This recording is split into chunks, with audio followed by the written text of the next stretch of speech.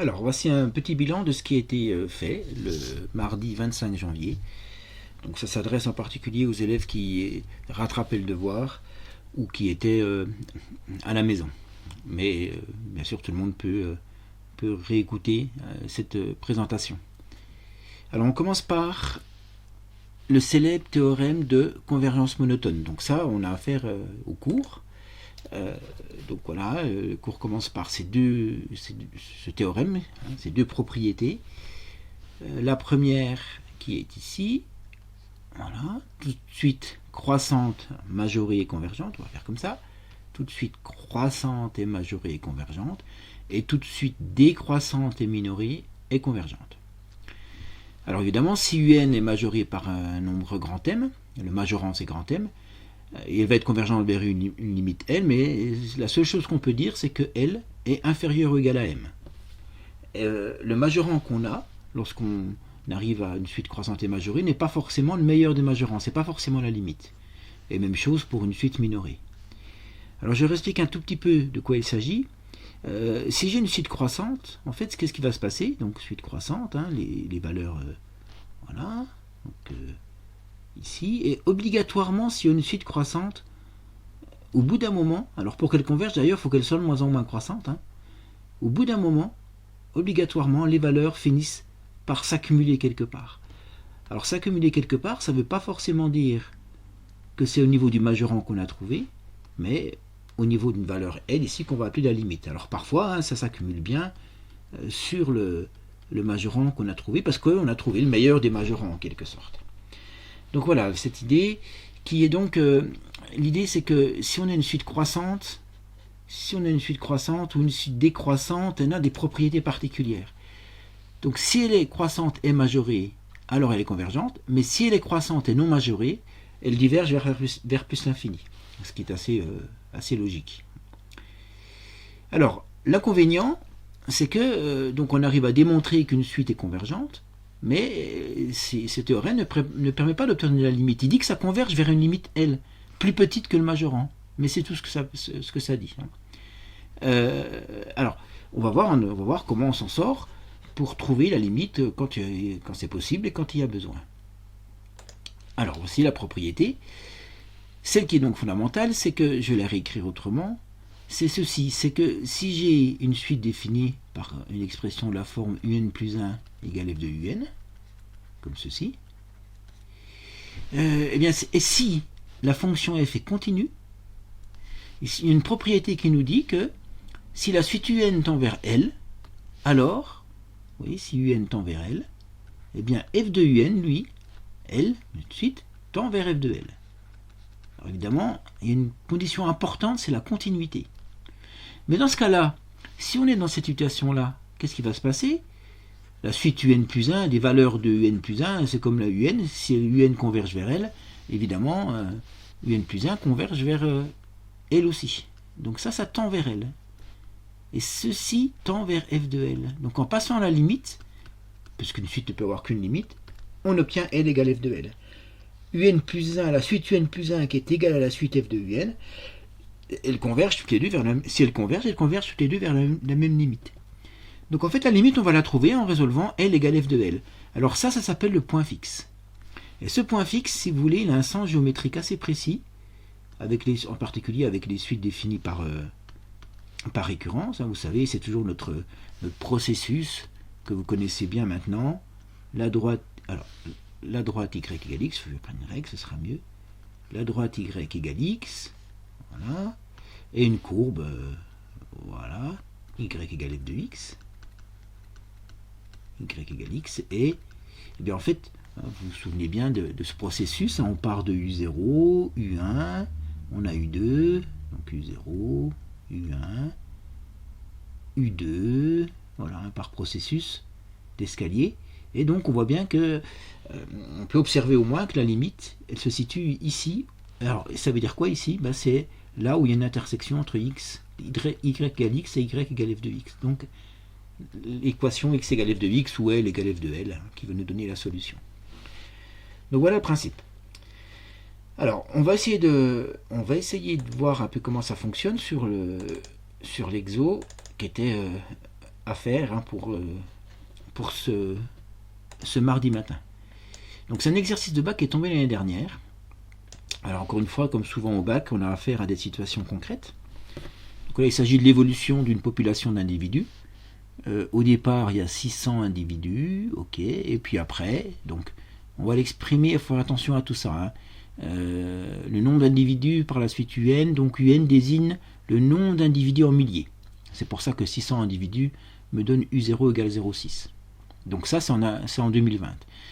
Et puis donc, UN, ça représente ce qui va se passer l'année 2020 plus N. Et elle nous donne la récurrence suivante, hein, U0 égale 0,6 et U addition plus 1 égale 0,75 UN, facteur de 1 moins 0,15 UN.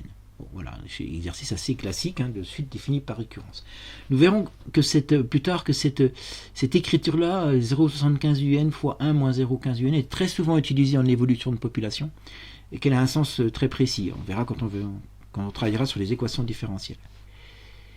Alors, les questions de début sont faciles. Estimer selon le modèle le nombre d'individus présents sur l'île en 2021 puis en 2022. Bon, évidemment, pas de souci. On calcule U1, 0,75 fois U0 fois 1 moins 0,15 U0. Je fais mon calcul, je trouve environ 4087. Alors j'ai dit environ 410 individus. Alors après, pour calculer U2, il vaut mieux reprendre la valeur de U1 calculée ici, pas son approximation. Hein. 0,75 U1 fois 1 moins 0,15 U1 et je trouve 0,288. Il y a environ 288 individus. On est passé de 600 à environ 410 à environ 288. Donc voilà première question qui va nous permettre de comprendre un peu le problème.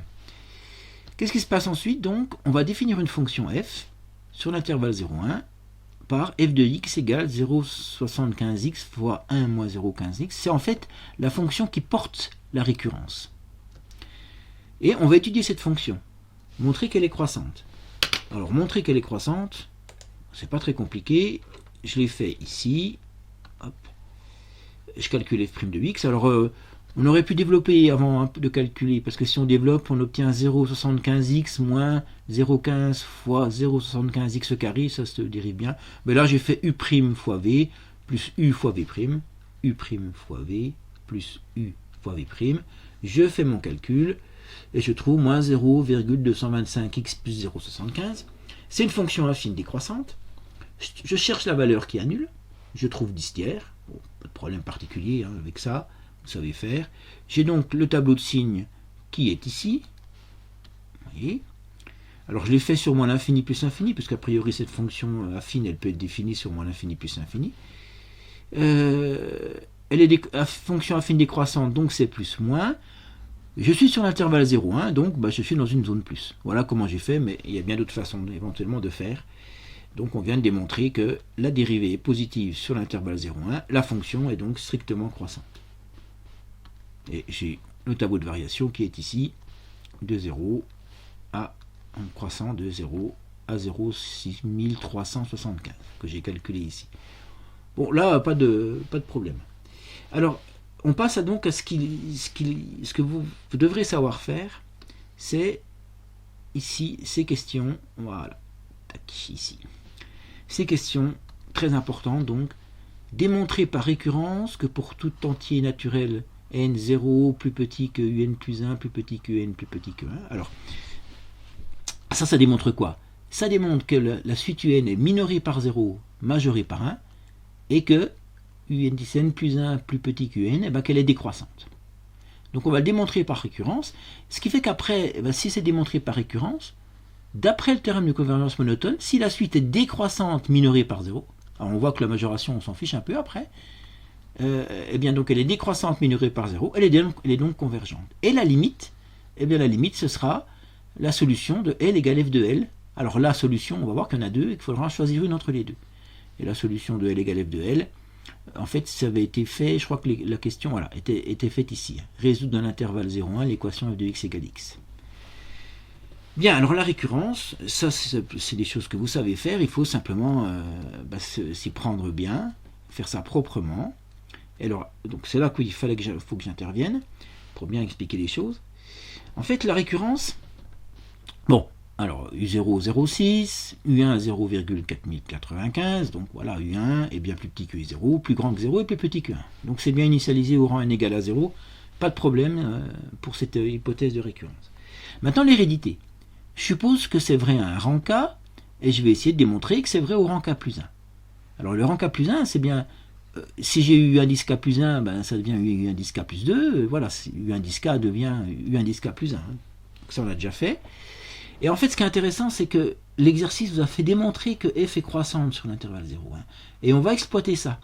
Et comment l'exploiter? Bien, puisqu'elle est croissante, si je fais agir la fonction f sur le 0, sur UK plus 1, sur UK et sur 1, vous voyez ici, comme elle est croissante, elle conserve le rangement, pas de changement de sens.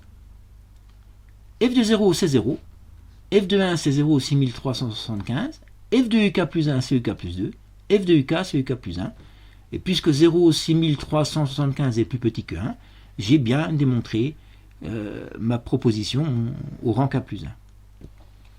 Alors, vous allez voir qu'en fait, là, il y a deux possibilités. Soit on a étudié la fonction f avant, et on a démontré qu'elle était croissante, et on peut donc en une seule fois passer du rang K au rang K plus 1. Dans certains cas, on est amené algébriquement à compléter, par exemple en faisant un x2, un plus 3, un divisé par 5, enfin bref, compléter pas à pas, jusqu'à obtenir l'expression algébrique de la fonction. Là, on exploite le fait quand l'étude des variations me dit que je peux passer directement à la fonction f sans changer de sens. Et donc la conclusion, il n'y a pas de problème, elle est initialisée au rang 0, héréditaire, elle est donc vraie pour tout n de grand n, il n'y a pas de problème. Ensuite, qu'est-ce qu'on va dire? Un est décroissante et minorée par 0. Donc d'après le... N'oubliez pas de l'écrire, comme on écrit d'après le théorème de Pythagore, d'après le théorème de convergence monoclone, la suite UN est convergente. On va trouver sa limite. Voilà. On va trouver sa limite. Donc on sait qu'elle est convergente, donc on sait qu'elle converge vers une limite qu'on va appeler petit l. Et bien donc on a vu dans le cours que la limite vérifiait L égale f de L. J'ai donc à résoudre L égale f de L. Je fais mon calcul, j'obtiens une équation de second degré, que, voilà ici, je peux mettre L en facteur, c'est pas la peine de calculer delta, et je trouve L égale à 0, ou 0,125L plus 0,25 égale à 0. Ce qui me donne deux solutions, la solution 0 et une négative. Alors, attention, parce que comme on savait que UN est compris entre 0 et 1, et qu'elle converge, sa limite, elle, est forcément, elle aussi, comprise entre 0 et 1. Et donc, en fait, on peut retirer celle-ci. Il ne nous reste que la limite 0. Voilà, cette première présentation est terminée.